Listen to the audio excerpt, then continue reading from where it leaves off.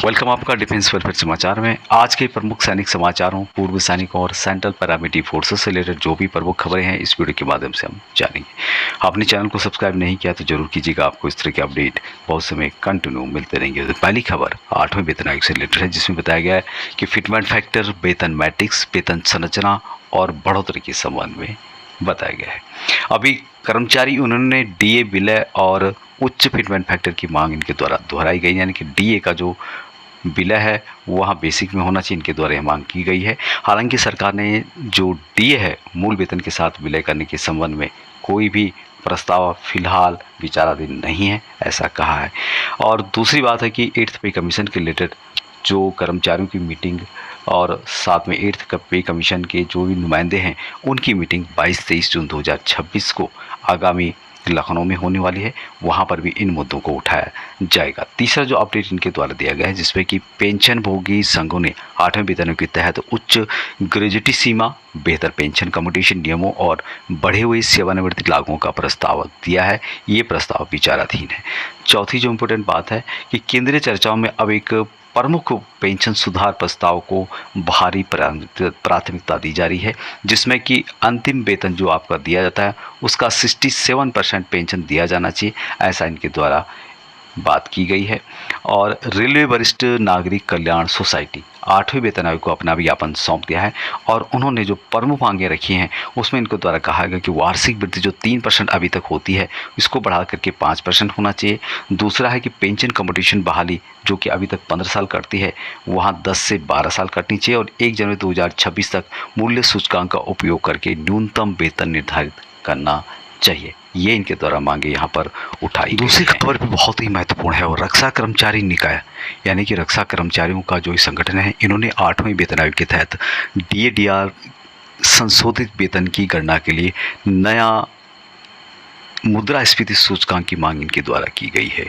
अभी तक जो भी डीएडीआर की गणना की जाती है वहाँ आप देखेंगे कि जिसमें कि ज़्यादातर खाद्य पदार्थों, तेल, तंबाकू और जो भी इससे रिलेटेड हैं इन्हीं को आधार बना करके जितने भी केंद्रीय कर्मचारी हैं, पेंशनर्स हैं, उनकी डीएडीआर की गणना की जाती है। जो ये सूचकांक है इसमें महीने के औसत रीडिंग का उपयोग द्विवर्षीय डीए निर्धारित के लिए किया जाता है। हालांकि अखिल भारतीय रक्षा कर्मचारी महासंघ जो कि रक्षा नागरिक कर्मचारियों के लिए एक बड़े समूह का प्रतिनिधित्व करता है, 8वें वेतन आयोग के लिए इन्होंने डीएडीआर के वेतन संशोधन की गणना के लिए उपयोग किए जाने वाले सूचकांक में बदलाव पर जोर दिया है। और 8वें वेतन आयोग पर जो भी इनके द्वारा प्रस्ताव है उसमें इस बात को इनके द्वारा मेंशन किया गया है, ज्ञापन दिया गया है।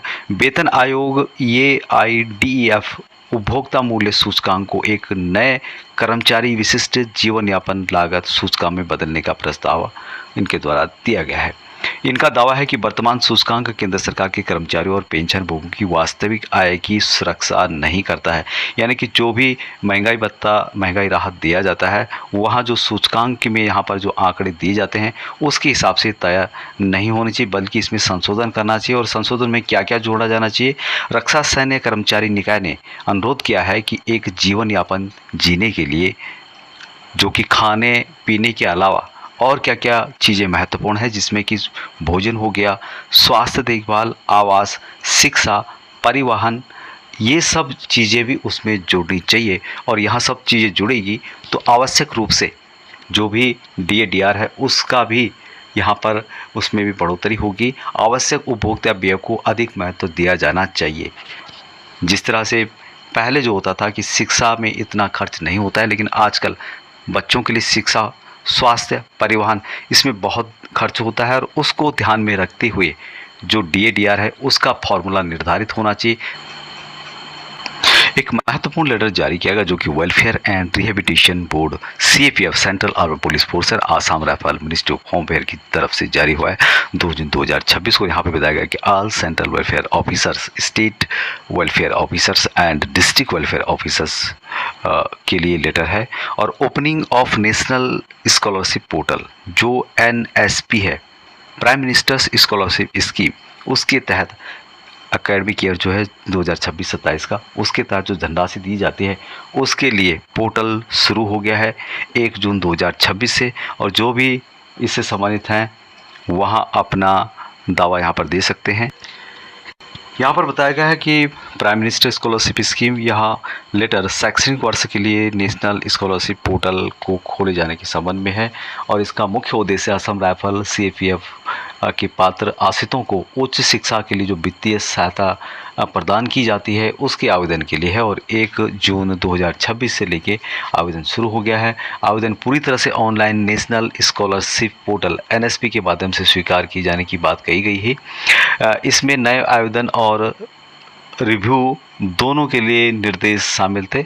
तो इससे संबंधित जो भी हैं वहाँ अपना आवेदन कर सकते हैं। जो प्रधानमंत्री के द्वारा यहाँ पर दिया जा रहा है स्कॉलरशिप PMSS एकेडमिक ईयर 2026-27 का, उसके लिए आप आवेदन कर सकते हैं अपने बच्चों के लिए जो भी सेवारत हैं और पूर्व सैनिक हैं, CAPF हैं और आसाम राइफल के हैं। तो ये लेटर बहुत ही महत्वपूर्ण है उन सभी के लिए जिनके बच्चे एजुकेशन ले रहे हैं।